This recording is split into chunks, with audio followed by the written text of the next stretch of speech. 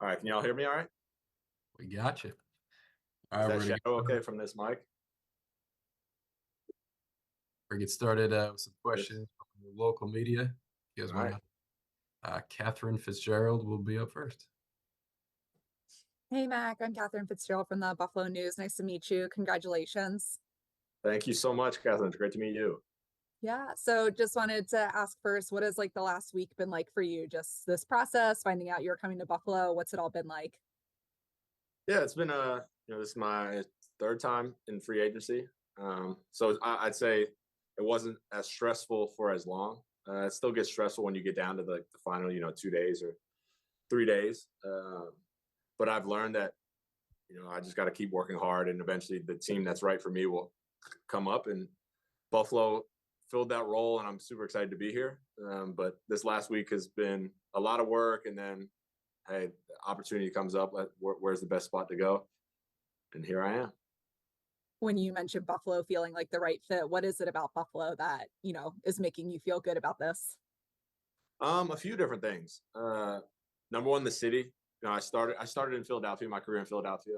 Obviously, they have a big fan base, and then I kind of got away from that with my other teams. Just not that the fan base were poor or bad or anything, but just not as dedicated. And then coming back here, I'm really excited to have a fan base that is so excited about the team.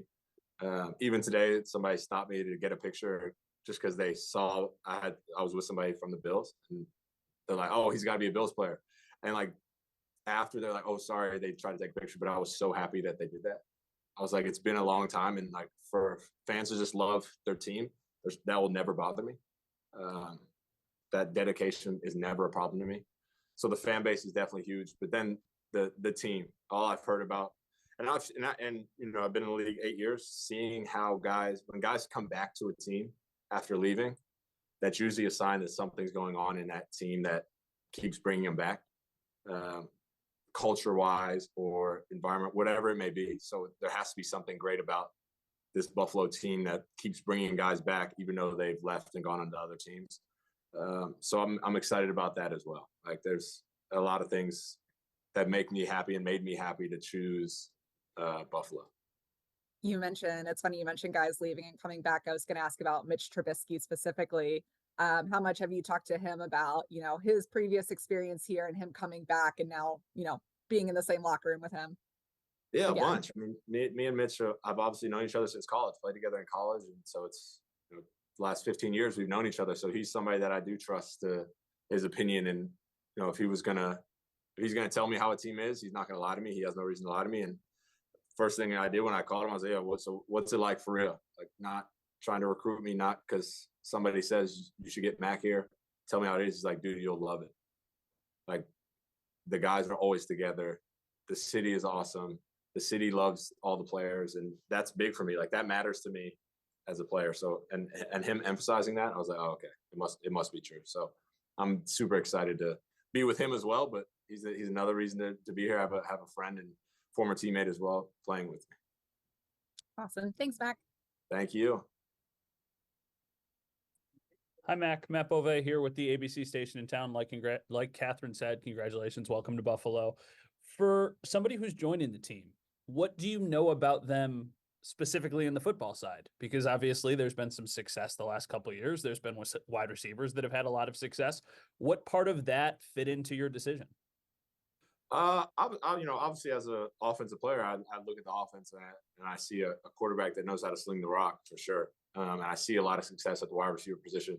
But then the biggest thing for me and has always been for me is the wins column. And there's been a lot of winning going on here.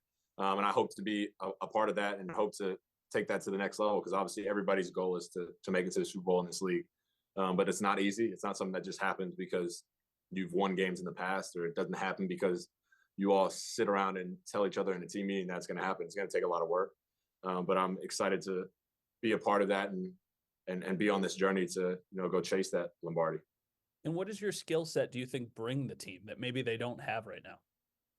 I can't say I know exactly what the whole team has just because I haven't been in the locker room, and what you see on TV is only a portion of what is reality. So I'll going through off-season workouts and OTAs and all that will be great to gauge that. But I think I've had a lot of experience in the league, on different teams, playing different roles inside, outside as a receiver, playing on all 4 special teams. So seeing all that and being able to bring that to guys and help them learn from me and me learn from them is going to be important. Awesome. Well, welcome to Buffalo. And when we actually meet in person, we're going to talk about soup because I'm going to try and change your mind. It's going to be a hard struggle, but we'll see. We shall see. Hey, Mac. Matt Perino, Syracuse.com. Welcome to Buffalo. Congrats. Appreciate it, Matt. Thank you so much. So when you were having the conversations with the Bills, take me into that a little bit as much as you can about, kind of how they view you fitting into not only the receiving room, but if there's maybe any intentions to have you join their special teams group, because this is an organization that obviously values that part of the game pretty highly. Yeah, for sure. And I think I know what's kept me in the league and allowed me to play this long. And I know I've transitioned into a more of a receiver role, but special teams is what got me to this point, going into year 8. So there'll never come a time in my career where I'm too good to play special teams, especially for a unit that's just at this level, a top 5 unit every year almost since I've been in the league, really at this point, like last 5-6 years. So I'm excited to work on that side of the ball, but as well as on the offensive side of the ball, to be able to stretch the field, to be able to get in. And if I got to get dirty and block and do that, I'm excited for that. Like whatever role I can take and take this team to whatever our goals are, then I'm happily standing in that spot. I saw a clip of you blocking that was circulating on Twitter or X the other day. What goes into your mentality in that part of the game? Because I know not every receiver is super pumped up to really sell out in that part of the game. Yeah, I mean, blocking is a decision at the end of the day. You either decide you want to do it or not. It doesn't make it easier because you decided that you want to do it, but it makes you more willing to do it. If I decide like, hey, this is what needs to be done this play, and if in your mind you can tell yourself, hey, if I make this block, we'll score. It makes it so, okay, I'm more willing to do it. Whereas if you go out there and like my block doesn't matter, and then 99% of the time your guy ends up making the play. So when I go out there to block, it's like, hey, if I make this block, we're going to score a touchdown, we're going to win the game, or we're going to go up in points or whatever it may be. It's going to be a game-changing block. And that mindset has helped me, every time a run play comes. Just like when I'm running a route, receivers are like, hey, I'm getting the ball right here, whether they know they're getting it or not. With run blocking, I'm blocking hard, whether I know the ball is coming this way or not. Thanks a lot, Mac. Congrats again. Appreciate it, Matt. Hi, Mac. My name is Elena Getzenberg. I cover the team for ESPN. It's nice to meet you. Welcome to Buffalo. How's it going, Elena? Thank you so much. I appreciate it. I was curious. I thought it was really cool of you talking about that fan interaction you had today and like why that's something you kind of were looking for in a team. I guess I'm curious for you as a player, like why, like being with different teams, seeing how different fan bases and cities are like why is that valuable to you? Like, why do you think that's something that you want, that you're looking forward to having here? Yeah, I think every team has their core fans. Every team, at least that I've been on, has core fans, and they're great. And I love those fans. It's hard to get an entire city to be all about a team, and that's something that happens here. And I think it's great because like that feeling of knowing that everybody's behind you. I think it's just a natural human reaction when you think you have support, or you can feel you have support for something. It just makes you feel there's no tangible. You can't measure it like, oh, well, you have 3,000 fans more, so you're going to be more. You're going to feel it more. No, you just like there's just something intangible about it. So that moment, I know it seems kind of corny, like somebody just took a picture with you, but I've thought about it, and I've been here, 4 or 5 hours, and I've been thinking like, wow, what a cool moment. She doesn't know me at all. Literally, I haven't even signed any papers or anything yet. She just happened to see somebody with the Bills and like, oh, that must be a player. And just her smiling ear to ear was super cool to me. And knowing that that's how the whole city is awesome. Yeah, I was gonna say you're gonna love Buffalo. Yeah, I can't wait. I'm excited. I'm very excited. And I was curious, obviously you asked about like what you know about the Bills and that kind of thing, but Josh Allen, getting to play with him and catch balls from him, have you heard much about him, or what are you anything you're looking forward to with working with Josh? Yeah, I'm super excited to work with him. He's obviously one of the best quarterbacks in this league, and that's not easy to do. this is the highest level. So to be able to, and then to be able to play at that level for many years in a row is extremely impressive. So I'm excited to be able to work with him to see how he plays in person, because TV is one thing, like I said, to see things live is another thing. So I'm excited to get to experience that and see how he likes to play, how he wants his receivers to be, because I see his receivers have a lot of success, and hopefully I can help and join in that success and take it to another level. And then one last one for me, just getting to be around the building today. You said it's only been a few hours, but like, are you getting to meet everyone? Like, what's it kind of been like so far? Yeah, meeting a bunch of people. Obviously trying to keep my memory bank going of names and stuff. But it's odd. I took a 30 visit 7 years ago when I was coming out of college here, and like certain rooms, I'm like, oh, I think I remember being in this room and being in that room, and things kind of clicking back, which is cool.